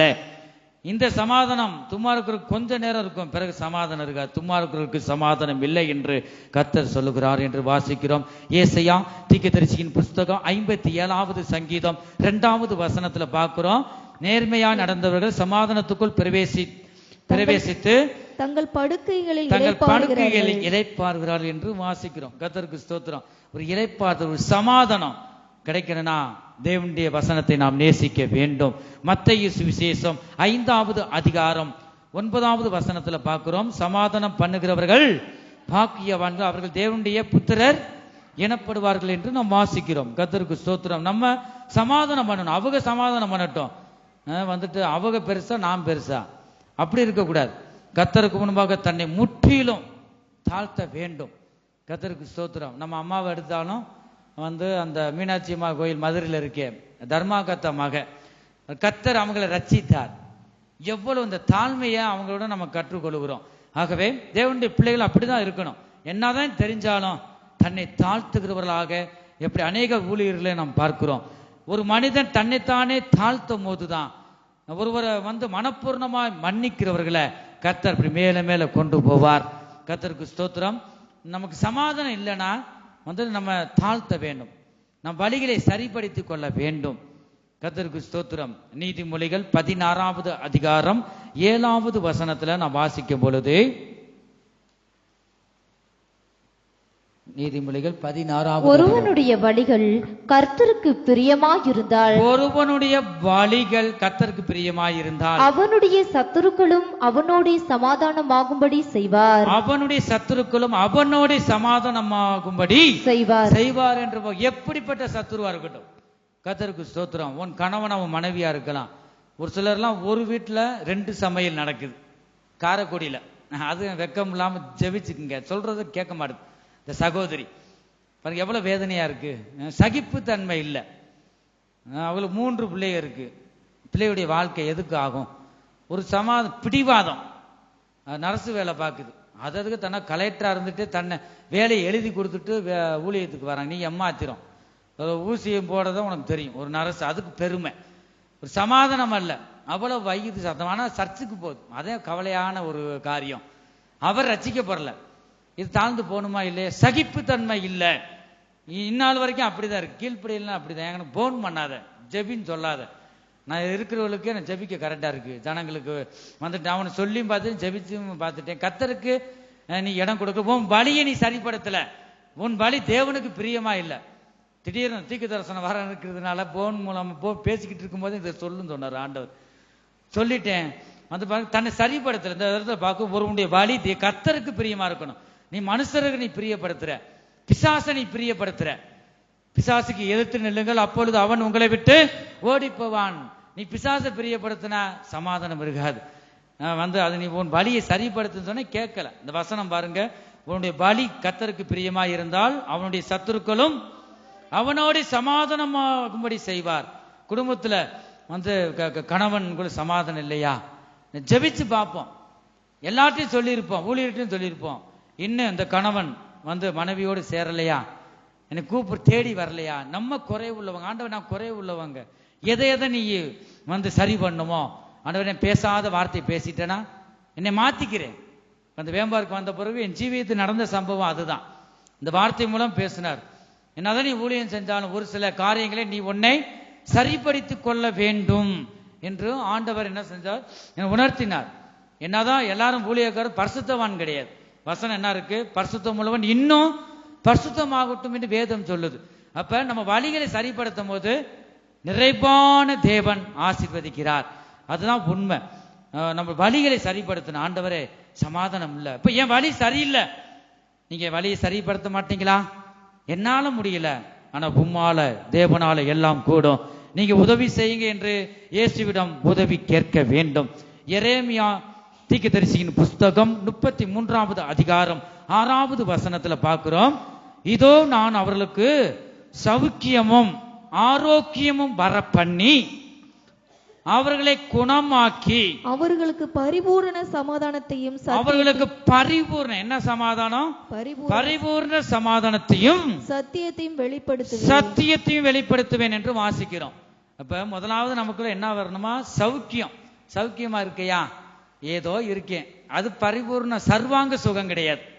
கர்த்தருக்கு ஸ்தோத்திரம். அலங்கார வாசல் அண்டையிலே யோவானும் பேதுரும் தேவாலயத்துக்குள்ள வரும்போது அந்த அலங்கார வாசல் அண்டையில அவன் இருக்க நடக்க முடியாம, கர்த்தருக்கு ஸ்தோத்திரம், அவன் பாருங்க வந்து அந்த பிச்சை கேட்டு கொண்டிருந்தான். எனக்கு உள்ளதை நான் தாரணை இயேசுவின் நாமத்தை சொல்லி கையை பிடிச்சு இந்த பேதுரு எழுப்பும் போது பாருங்க அவன் நடந்தான். அதுதான் வேதம் சொல்லுது, சர்வாங்க சுகத்தை பெற்றுக்கொண்டான் என்று. ஏதோ பரவாயில்ல, அது சர்வாங்க சுகம் இல்லை. முதலாவது ஆண்டவர் சௌக்கியத்தை தரார், இரண்டாவது ஆரோக்கியம் வர பண்ணி அவர்களை குணமாக்கி, அதான் பரிபூர்ணமா குணமாக்கி அவர்களுக்கு பரிபூர்ண சமாதானத்தையும் சத்தியத்தை தரார். ஒரு மனிதனை குணமாக்குனா சத்தியத்தை வெளிப்படுத்துகிறார். அந்த சத்தியம் தான் அவன் கடைசி வரைக்கும் அவர் வரும் வர கொண்டு போகும். நாகும் 1வது அதிகாரம் 15வது வசனத்துல பார்க்கிறோம். 1081வது பக்கம். நாகும் 1வது அதிகாரம் 15வது வசனம். இதோ சமாதானத்தை கூறுகிற சுவிசேஷனுடைய கால்கள் மலைகளின் மேல் வருகிறது, மலையின் மேல் வருகிறது என்று நாம் பார்க்கிறோம். மார்க்கு எழுதின சுவிசேஷம் 5வது அதிகாரம் 34வது வசனத்துல பார்க்கிறோம். அவர் அவளை பார்த்து, மகளே உன் விசுவாசம் உன்னை ரட்சித்தது, நீ சமாதானத்தோட போய். நீ எப்படி போவா, நீ சமாதானத்தோட போய் உன் வேதனை நீங்கி சுகமாயிரு என்றார். உன் வேதனை நீங்கி சுகமாயிரு என்றார். அப்ப வந்து அவர் சமாதானத்துடன் போன்னு சொல்றது மாத்திரமல்ல, நம்முடைய வேதனையை நீக்குகிற தேவனாய் இருக்கிறார். நம்முடைய இதயத்தில் இருக்கிற வேதனையை அறிகிற தேவனாய், காண்கிற தேவனாய் இருக்கிறார். நமக்கு என்னதான் வேணுமா, கர்த்தர் மேல் அவருடைய நாமத்தில் நம்பிக்கை வச்சு நம் பண்ணின விண்ணப்பத்தை நிறைவேற்றுவார், தந்துட்டார். அதுதான் விசுவாசம். அப்ப அதான் சொல்றார், உன் விசுவாசம் உன்னை ரட்சித்தது, நீ சமாதானத்தோட வீட்டுக்கு போ, உன் வேதனை நீங்கி சுகமாயிரு. அதுதான் சர்வாங்க சுகம். லூக்கா எழுதின சுவிசேஷம் 10வது அதிகாரம் 5வது வசனத்துல பார்க்கிறோம். ஒரு வீட்டில் பிரவேசிக்கிற போது இந்த வீட்டுக்கு சமாதானம் உண்டாவதாக என்று முதலாவது சொல்லுங்கள் என்று இயேசு கிறிஸ்து சொல்றார். ரெண்டாவது நம்ம விசாரிச்சுக்கலாம். ஃபர்ஸ்ட் நீங்க என்னதான் செய்யணுமா? சமாதானம் என்று சொல்லணும். ரோமருக்கு எழுதின நிருபம் 3வது அதிகாரம் 17-18 பார்க்கிறோம். சமாதான வழியை அவர்கள் அறியாதிருக்கிறார்கள். சமாதானம் இல்ல. அந்த சமாதானத்தை கர்த்தர் உனக்கு முன்பாக இருக்கிறார், உனக்குள்ள இருக்கிறார். இந்த வழியை நீ அறியல, தேவனை நீ அறியல. அவர்கள் கண்களுக்கு முன்பாக தெய்வ பயம் இல்லை என்று. தேவ பயம் இல்லைன்னா ஆண்டவர் ஆசீர்வதிக்க மாட்டார், சமாதானம் கிடைக்காது. கர்த்தருக்கு பயப்படுகிற பெரியோரையும் சிறியோரையும் ஆசீர்வதிக்கிறார். கர்த்தருடைய வழியில் கர்த்தருக்கு பயந்து அவர் வழிகளில் நடக்கிறவன் எவனோ, குழந்தையா இருக்கலாம், பல்லு போன கிழவியா இருக்கலாம், நடக்க முடியாதவனா இருக்கலாம், எப்படிப்பட்டவர்களா இருக்கலாம், எவனோ குழந்தையா கூட இருக்கலாம், அவருடைய வழியில் நடக்கிறவனை கர்த்தர் ஆசீர்வதிப்பேன் என்று சொல்றார். கர்த்தருக்கு பயப்படுகிறவனை கர்த்தர் ஆசீர்வதிக்கிறார். கர்த்தருக்கு ஸ்தோத்திரம். தொடர்ந்து நாம் வாசிக்கும் போது லூக்கா எழுதின சுவிசேஷம், இதை மட்டும் நாம் வாசிப்போம். ரோமருக்கு எழுதின நிருபம் 8வது அதிகாரம் 6வது வசனம். ரோமருக்கு மாம்ச சிந்தை மரணம், மாமிச சிந்தை மரணம், ஆவியின் சிந்தையோ ஜீவனும் சமாதானமுமாம்.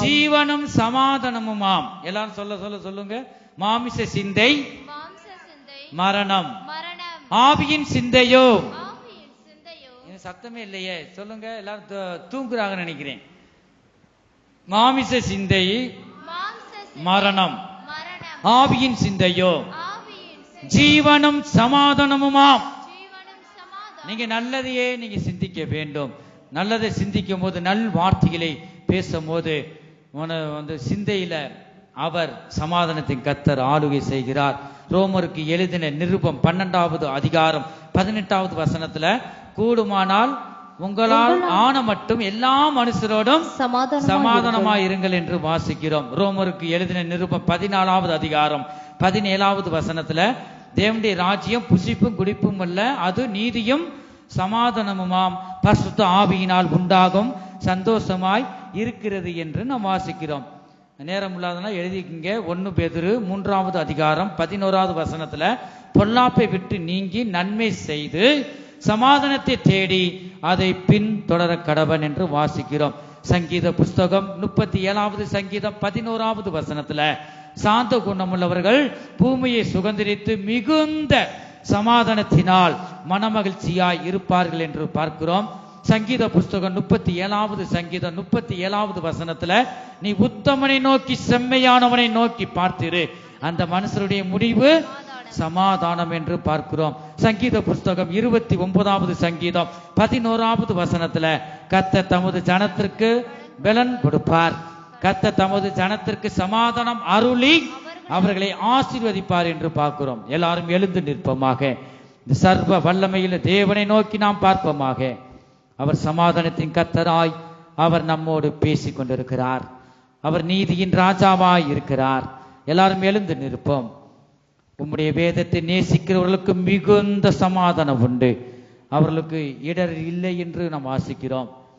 நீ கர்த்தருடைய வார்த்தையை நேசித்து உனக்குள்ள கர்த்தருடைய வார்த்தை இருக்குமானால் நீ ஒருபோது வெட்கப்பட்டு போக மாட்டாய், நீ இடறி போக மாட்டாய்.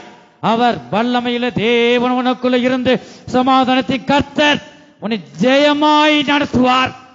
இந்த திருவசனத்துக்கு நம்ம ஒப்பு கொடுப்போமா? அவருடைய வேதத்தை நேசிக்கிறவர்களுக்கு மிகுந்த சமாதானத்தை தந்து ஒவ்வொருவரையும் கர்த்தர் வழி நடத்துவாராக. கர்த்தருக்கு ஸ்தோத்திரம். மாறிடாயே மானேசரே, மாறாதவர் அன்பினாலுமே, கல்வாரி சிலுவை மீதிலே காணுதே அன்பிதே, இயேசுவின் மகன் அன்பிதே, அதனாலும் அறியலாகுமோ, இதற்கிணை ஏதும் வேறில்லையே, இணை ஏதும் வேறில்லையே, பாவியாக இருக்கையிலே அன்பாய் திருவார்த்தைக்கு நம்மை ஒப்பு கொடுப்போமாக. அல்லேலூயா. நேசன் என்றுன்னை தள்ளாமலே நேசனாக சுகத்தகதரபகதிதோ. அல்லேலூயா. நேசன் என்றுன்னை தள்ளாமலே அல்லேலூயா. தி சுகத்தகதரபகதுடா. அல்லேலூயா. சமாதானம், சமாதானத்தை கர்த்தர் ஒவ்வொரு இதயத்திலும் ஆளுகை செய்யுங்க. அல்லேலூயா. கண்களை மூடி நம்மை ஒப்பு கொடுப்போமாக. இதற்கு ஏதும் வேறு அல்லேலூயா. ஏதும் வேறில்லையே. உம்முடைய அன்பை ஊற்றுங்கப்பா. இந்த தேவ சமாதானம் ஒவ்வொரு இதயங்களிலும் ஆளுகை செய்யட்டும். இயேசுவின் மகா ஓ மகிமை. சுகத்தகதரபகதிதோ. அல்லேலூயா. இதற்கு ஏதும் வேறில்லையே, இணையதும் வேறில்லையே. அல்லேலூயா, அல்லேலூயா. கரங்களை தட்டி தட்டி, கரங்களை தட்டி தட்டி அவருடைய நாமத்தின் உயர்த்துவமாக. சமாதானத்தின் கர்த்தாவே, நீர் எனக்குள்ள வாங்க. ஆண்டவரே, எனக்குள்ள ஆளுகை செய்யுங்க, என் குடும்பங்களிலும் ஆளுகை செய்யுங்க. அல்லேலூயா என்று நீ சொல்லுவாயா? ஆமென், ஆமென், ஆமென், ஆமென். ஓ சிக்கட்டகத்துரபகத்துடா. ஹல்லேலூயா, ஹல்லேலூயா, ஹல்லேலூயா, ஹல்லேலூயா. கண்களை, சின்ன பிள்ளையான கண்களை. ஹல்லேலூயா, ஹல்லேலூயா. கர்த்தருக்கு பயப்படுகிற பெரியோரையும் சிறியோரையும் ஆசீர்வதிக்கிறார். ஹல்லேலூயா. மிகுந்த சமாதானத்தினால் நிரப்புங்கப்பா. இந்த வார்த்தையை கேட்ட ஒவ்வொரு குலம் மிகுந்த சமாதானம் உண்டாகட்டும். வேதத்தை நேசிக்க வாசிக்கவும் அது கேட்ட கிருபைகளை தாங்க. அல்லேலூயா. ஆமென், ஆமென், ஆமென், ஆமென். கர்த்தருடைய ஜீவனுள்ள வார்த்தைகளுக்காக நம் கரங்களை தட்டி கர்த்தரை ஸ்தோத்திரிப்போம். ஸ்தோத்திரம், ஸ்தோத்திரம், ஸ்தோத்திரம், ஸ்தோத்திரம், ஸ்தோத்திரம், ஸ்தோத்திரம், ஸ்தோத்திரம், ஸ்தோத்திரம், ஸ்தோத்திரம். கர்த்தர் ஆரம்பம் முதல் முடிவு வரை ஒவ்வொரு பகுதியிலும் கர்த்தர் நடத்தி தந்தபடியால் கர்த்தரை ஸ்தோத்திரிப்போம். ஸ்தோத்திரம், ஸ்தோத்திரம், ஸ்தோத்திரம், ஸ்தோத்திரம், ஸ்தோத்திரம், ஸ்தோத்திரம், ஸ்தோத்திரம், ஸ்தோத்திரம். எல்லா துதிகன மகிமையும் பிதா, குமாரன், பரிசுத்தாவியானவருக்கே கொடுத்து கர்த்தரை ஸ்தோத்திரிப்போம். ஸ்தோத்திரம், ஸ்தோத்திரம், ஸ்தோத்திரம். எங்கள் அன்பின் இயேசுவே, நாங்கள் உம்மை துதிக்கிறோம், ஸ்தோத்திரிக்கிறோம் அப்பா. கர்த்தாவே, ஆரம்பம் முதல் முடிவு வரை ஒவ்வொரு பகுதியிலும் ஆண்டவருடைய வல்லமை வெளிப்பட்டதே. கர்த்தாவே ஸ்தோத்திரம், உமக்கு நன்றி ராஜா. உடைய வார்த்தையின் மூலமா நீர் எங்களோட பேசினீர். ஸ்தோத்திரம் ஆண்டவரை. 7 வித சமாதானத்தினால் நிரப்புங்க. ஆண்டவர், வேதத்தை நேசிக்கிறவர்களுக்கு மிகுந்த சமாதானம் உண்டு, அவர்களுக்கு இடரில்லை என்று ஆண்டவர் நீங்க பேசுனீங்க. கர்த்தாவே ஆண்டவரை ஸ்தோத்திரம் அப்பா. மிகுந்த சமாதானத்தினால் நிரப்புங்க. வந்திருக்கிற பெரியோர் முதல் சிறியோர் வரைக்கும் ஒவ்வொருவரையும் பேர் பேராக ஆண்டவரை மிகுந்த சமாதானத்தினால் நிரப்புங்க. வார்த்தையாகிய தேவன் நீங்க பேசுங்க. சமாதானத்தை கர்த்தர் ஒவ்வொருக்குள்ளும் இருந்து அவங்க கையிட்டு செய்கிற வேலைகள் எல்லாவற்றிலும் அவங்களுக்குள்ள இருந்து அவங்களை உயர்த்துங்க. ஆண்டவரே, சமாதானத்தின் கர்த்தர் தாமே ஆண்டவரை முடிவு வருகின்ற ஒவ்வொருவரையும் நீங்க எங்களை வழி நடத்துங்க. பெரிய காரியங்களை செய்யுங்க. பரிசுத்த ஆராதனைக்கு வராமல் இருக்கிற ஒவ்வொருவரையும் வருகிற நாட்களை கொண்டு வாங்க. அநேக திரளான புதிய ஜனங்களை நீங்க கொண்டு வாங்க. ஆண்டவரே, உங்களுடைய வருகை ஆண்டவர் ஒரு நாள் வரும். உங்களுடைய வருகை இருக்கும்போது கர்த்தாவுடைய ஆண்டவரே ஸ்தோத்திரம். உங்களுடைய வருகைக்கு நாங்கள் ஒவ்வொருவரையும் தகுதிப்படுத்துங்க. உங்களுடைய கடைசி எக்கால சத்தம் கேட்கும் போது உண்மை சந்திக்க ஆயத்தப்படுத்துங்க. எல்லா துதி கனம் மகிமையும் எல்லா உமக்கே செலுத்துகிறோம். இயேசு கிறிஸ்துவின் மூலமாய் வேண்டிக் கொள்கிறோம் நல்ல பிதாவே, ஆமே. நாம் தொடர்ந்து சொல்லுவோம். என் ஆத்துமாவே கர்த்தரை ஸ்தோத்திரி, என் முழு உள்ளமே அவருடைய பரிசுத்த நாமத்தை ஸ்தோத்திரி. என் ஆத்துமாவே கர்த்தரை ஸ்தோத்திரி, அவர் செய்த சகல உபகாரங்களை மறவாதே. ஆமென். கர்த்தராகிய இயேசு கிறிஸ்துவினுடைய கிருபையும் தேவனுடைய அன்பும் பரிசுத்த ஆவியுடைய ஐக்கியமும் அவருடைய பாதுகாவலும் நம்ம அனைவரோடும் கூட என்றென்றைக்கும் சதா காலங்களிலும் இருப்பதாக. ஆமென். ஹல்லேலூயா. இன்னும் சத்தத்தை உயர்த்தி ஹல்லேலூயா, ஹல்லேலூயா.